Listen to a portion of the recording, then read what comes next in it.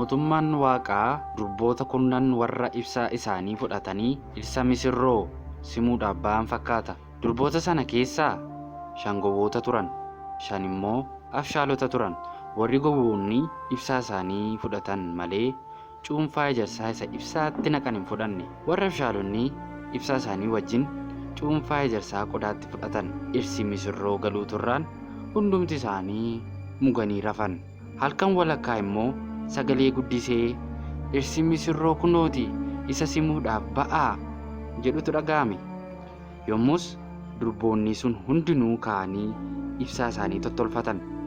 Warri gowwoonni warra afshaalotaan ibsaan keenya dhaamuuf jedha, cuunfaa ejersaa keessan irraa waan nuuf kennaa ittiin jedhan. Warra afshaalonni garuu deebisanii warra gurguran biraa dhaqaatii bitadhaa malee innoo nuufis isiniifis hin ga'u jedhaniin. Yeroo isaan bitachuu dhaqanis dhirsi misirroon dhufe. Warri qophaa'an isaa wajjiniin mana cidhichaatti ol galan. Balballis in cufame. Durboota sana keessaa warri hafan immoo booddee dhufanii yaa gooftaa nuuf bani jedhaniin. Inni immoo deebisee dhuguman isiniin jedha, ani isin hin beeku jedheen. Egaa guyyicha yerichas hin beektaniitii dammaqaa.